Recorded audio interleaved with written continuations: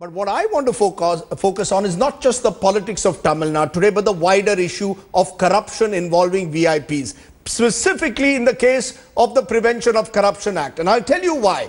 Take a look at this graphic, which tells you what is the status of these major corruption cases. Mayawati, remember her, the BSP chief and former UP chief minister, disproportionate assets case against her. What is the status of that? CBI's clean chit was given. This was at a time when she was supporting the UPA at the time. Taj corridor case, status closed in July 2012. Mulayam Singh Yadav, another person who was supporting the UPA2 government, disproportionate assets case. CBI again has given a clean chit, wants the case to be closed. The Supreme Court is still hearing it.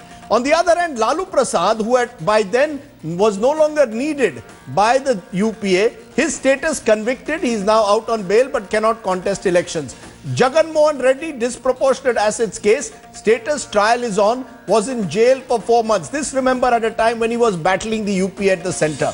Madhu Koda, former Jharkhand chief minister, multiple cases of corruption against him. Status trial is on, was in jail for 44 months, more than most would be. B.S. Yediyurappa, now a prominent BJP MP, former Karnataka chief minister, was in jail for all of 23 days. Om Prakash Chautala, on the other hand, he has been convicted. He is serving a 10-year jail. But a majority of those leaders are either out on bail or, importantly, no longer face the charges they once did. The big question, corruption cases and VIPs. Is the Aam Aadmi disillusion?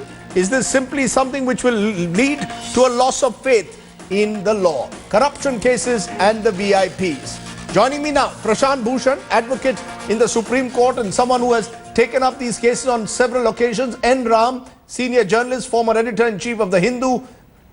B.V. Acharya, special public prosecutor in the Jayalalithaa case. And Shantanu Sen, former joint director of the CBI, is also with us. But I want to start with you there, Mr. B.V. Acharya, because you are the public prosecutor in the Jayalalithaa case.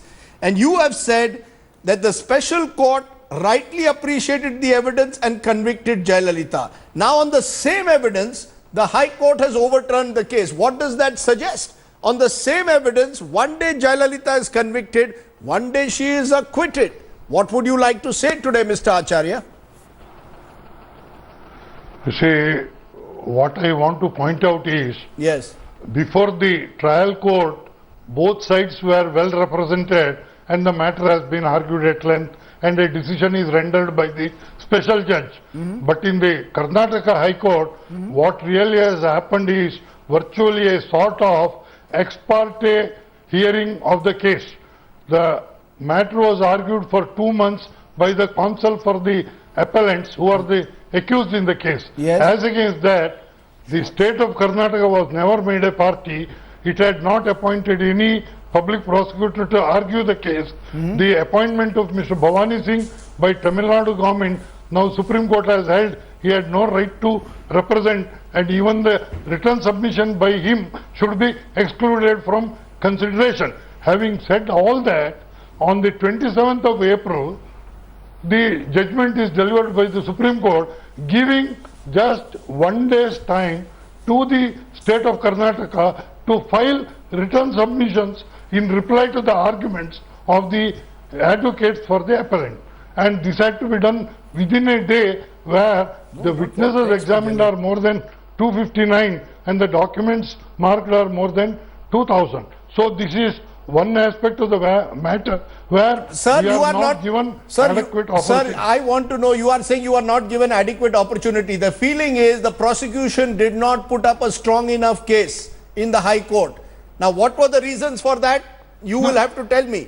But there is a sense that the prosecution failed to convince the High Court, perhaps because you did not provide the kind of evidence that the High Court, because the High Court is saying that you, for example, they have said specifically that the value that you calculated was exaggerated, that the prosecution has mixed up the assets of the accused firms and companies and added it to the cost of construction. Now, there are two views. One is that the prosecution deliberately botched up the case, or the view is the prosecution did not spend enough time on the case. Kindly appreciate that my contention is we were never given any opportunity. State of Karnataka was never given an opportunity to argue the case even for a day. And what about the Because state of Tamil the Nadu? public What about pros- the state of Tamil Nadu, which had originally started off this prosecution? No, it had no role at all. Supreme Court has made it very clear. Once the case is transferred to another state, Yes. it is the transferee state which has got the right to appoint a So public you're saying you were prosecutor. weren't And given enough the- time. Are you saying today on this program No, that the state no, of Karnataka public prosecutor, Please. 18 years after this case was initiated, you were not given enough time to prosecute Jayalalithaa? Is that what you're saying? No, not even 1 hour's time to argue the case. The judgment of the Supreme Court on 27th of November Yes. first time said the public prosecutor to be appointed by the state will be given 1 day's time to return submission. And so far as oral arguments are concerned, Yes. they said no further opportunity will be given. Whatever arguments have been advanced by Are you Sri saying- Bhavani Singh, who Are was you saying appointed by therefore, are you Tamil blaming the Nadu Supreme government. Court? Are you blaming the Supreme Court and the High Court for this? Are you saying that they did not take enough, they did not take cognizance of the evidence that you were ready to provide by not giving you enough time? I want clear answer from you today. The evidence is there on record, Yes. but Yes. in an appeal, whatever doubts the court has, Yes. or whatever arguments have been advanced by the appellants, the opposite side, namely the public prosecutor, must be given enough opportunity to put forward his case. That has not been done in the case, and the Supreme Court has explained in para 36, because of the shortage of time, it Right. doesn't consider it Can I- necessary to permit the state of Karnataka. Okay, I've heard you now, and I wanted to give you a chance because you were the Yeah. prosecutor in the case to get your viewpoint on it. But Prashant Bhushan, you're hearing what the prosecutor is saying, Mr. Acharya. Do you accept his view, his contention that he was given not enough time to give written or oral submissions, or do you believe that the prosecution, as some are suggesting, deliberately botched up this case because it involved a VIP like Jayalalithaa? Same evidence, two courts give very different orders. Well, this is a case, this is a good example which shows how the influential accused like Ms. Jayalalithaa are able to manage the system, whether they manage the prosecution, whether they manage the judiciary. Now, I am blaming the Supreme Court as well as the High Court for this, because it was absurd on the part of the Supreme Court, as Mr. Acharya points out, to have held that the public prosecutor who had prosecuted the appeal and who had virtually not argued at all before the High Court, he was castigated by the earlier Supreme Court judgment for not arguing, virtually not arguing the appeal at all, that though his appointment was illegal, yet no opportunity was given to a fresh public prosecutor to argue the case for the prosecution there at all. However, having said that, the High Court had before it a very detailed judgment of the trial court which had meticulously shown the case of disproportionate assets.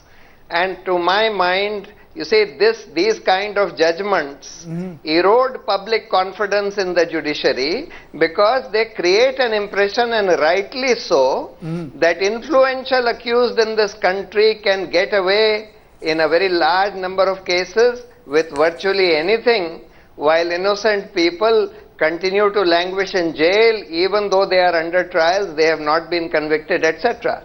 In this case, Jayalalithaa was able to secure bail from the Supreme Court despite the fact that she had been convicted in a very, very scathing judgment, and there was evidence to show that she had used her influence to delay the trial for more than 18 years. But are you saying, surely the Supreme... Despite that, she was... But this is the Supreme Court of the land. The Supreme Court gave her bail. She's got bail from the Supreme Court of the country. Are you saying the judges Yes, there yes. are also influenced? Are you saying the judges there are also influenced by VIPs? I am saying that yes, unfortunately, even in the highest judiciary, people do get influenced. Just see, Salman Khan gets bail after being convicted by such a scathing judgment. And there are other sort of non-influential accused, people like Professor G.N. Sai Baba, etc., who are virtually on their deathbed, 80% disabled, and whose bail applications are being rejected. What do you make of all this? Can I for a moment also bring in Shantanu Sen, former CBI official? The question will arise, in this case it's not the CBI but it's the state police, and the question will arise, a Tamil Nadu state police will never prosecute Jayalalithaa. State authorities, whether it's the CBI, we've seen it in Mayawati's case, we've seen it in Mulayam's case, have been accused in a sense of acting at the time as the Congress Bureau of Investigation, not prosecuting their disproportionate assets cases in the way they should be. The question arises, whether it's the CBI or a state anti-corruption bureau, they do not prosecute cases involving VIPs because there is political pressure. Is that true or not? The poor are the fodder for prosecution.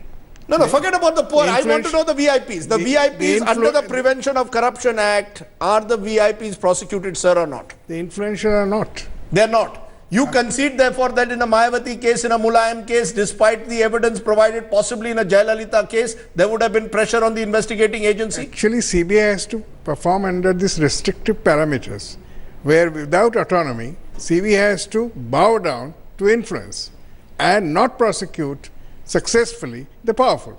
You know, we are hearing very strong words. Prashant Bhushan, Shantanu Sen, B.V. Acharya, N. Ram as a journalist, and a journalist perhaps the most distinguished voice in Tamil Nadu.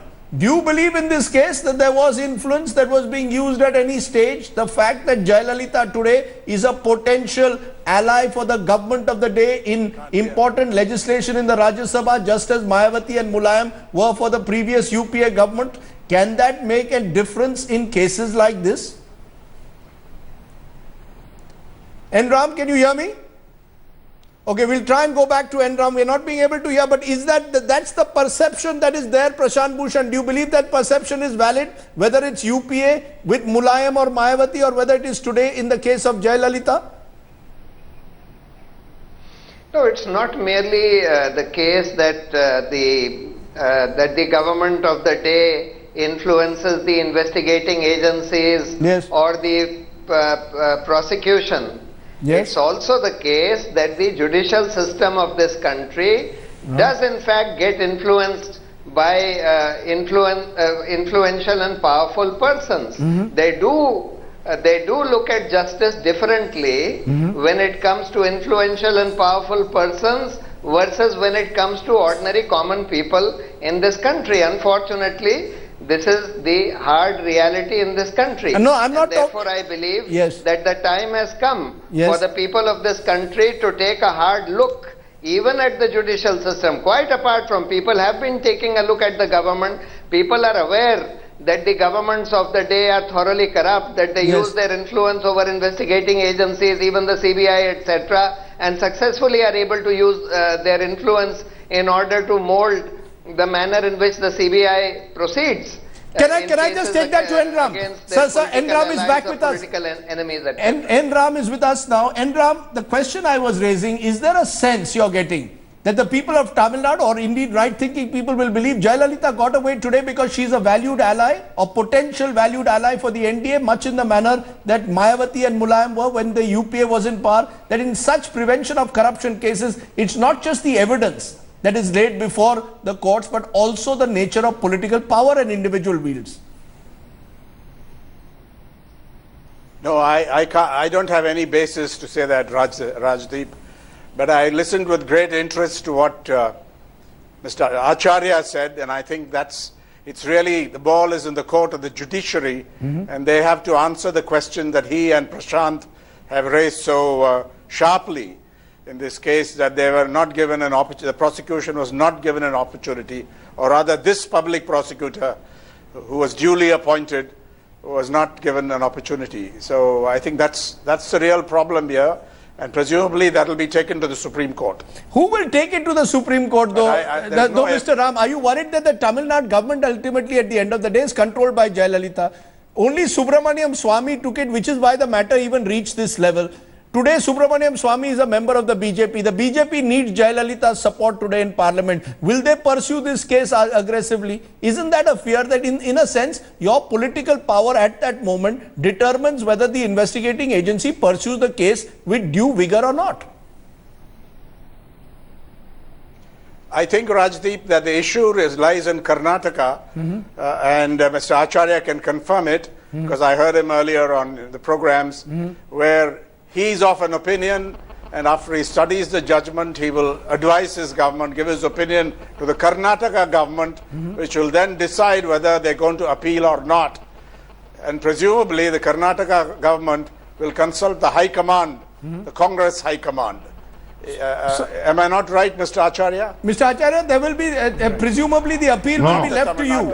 And will you all appeal against this judgment? No, it is settled law, and the Supreme Court has clarified it more than one case that it is only the state of Karnataka after transfer which is in charge of the prosecution, and the Supreme Court described it as the sole prosecuting agency. So will you appeal, sir? Today, will you appeal? The appeal has to be filed. Please? Will you appeal? Please? No. I will study the judgment and give my honest opinion to the state government. Okay. And it is for the state government to take a decision. Okay. I don't agree with Sri Ram that the state government should consult the High Command. According to me, the state government should take the opinion from me or any other legal I take your point, sir. Available, and then take a view. Okay, I take your point. As a former CBI person, Shantanu Sen, do you believe that this is another fit case why the investigating agencies need to be insulated? Otherwise, there will be this question mark which will be there in the public eye after a judgment like this. The prosecution, in this case, of course, as Mr. Acharya is saying, they were hamstrung by what the court said. But in general, prosecuting agencies are influenced by whoever is in power. Even if they are insulated, what about the judiciary? You heard Mr. Prashant Bhushan. He made it very clear. It is the judiciary which is being influenced. So you're saying it's the judiciary which has as many questions to answer as the investigating agencies? It is no longer the government, no longer the political authority alone. That's an important point that you're making. Mr. Prashant Bhushan has made that point categorically. I'm going to ask, therefore, 30 seconds each to Prashant and Enram. Prashant, you first. Does a judgment like this erode public confidence that the VIPs of this country will get away? Jayalalithaa was giving 27 rupees as her income tax return when she was in power. The actual assets was 66.65 crores. Do you believe it will raise question marks over public confidence in VIPs being prosecuted? No, absolutely. This kind of judgment and the manner in which the Supreme Court has behaved in this matter will certainly erode public confidence in the judiciary. It will reinforce a sort of latent feeling that is already there, right, that the high and mighty and the powerful have an influence over the judiciary, that justice is not even-handed when it comes to powerful people versus common people in this country, and that is why this is an occasion for people of this country to take stock of the state of the judicial system in this country, of the need for far-reaching, widespread reforms, which unfortunately neither the government nor the judiciary seems to be interested in. Can I give Enram a final word? Can I then give Enram? Enram, you've seen here in this program, you've got a Prashant Bhushan saying whether it's a Salman Khan versus the case of a Sai Baba who was accused of being a Naxal sympathizer, he will not get bail, Salman will. Jayalalithaa gets acquitted, and maybe others will face lengthy prison terms. Question marks are raised. Public confidence. Do you believe public confidence in the judiciary is enhanced, or is it questioned by judgments of the kind that have come today? It is certainly being questioned. It's a very flawed process, as Mr. Acharya has just brought out. And by the way, Rajdeep, let me assure him, it's not my view that the Karnataka government should consult the High Command, but I can bet that they will consult the High Command. That's right. I just want to clarify that for Mr. Acharya. That's precisely the problem, Yes, because it will. we It thought has the High to- Command was the judiciary. The High Command is turning out to be political parties. I think that's the question which is being raised in questions involving Prevention of Corruption Acts, which is why whether it's a Mayawati or a Mulayam or whether it's a Jayalalithaa today, disproportionate assets, the cases don't seem to stick when it comes to conviction. Shantanu Sen, Prashant Bhushan, N. Ram and B.B. Acharya, I appreciate your joining me here on my top talking point on what has been a day where Jayalalithaa has got major relief. My take, Jayalalitha's judgment will once again raise eyebrows. Do VIPs get away in prevention of corruption cases much too easily? The case has gone on for 18 years and has gone through many twists. Questions over the quality of prosecution are inevitable. Sadly, they will be lost in the political clamour. In the courts, Jaya stands vindicated. The moral debate won't end just yet.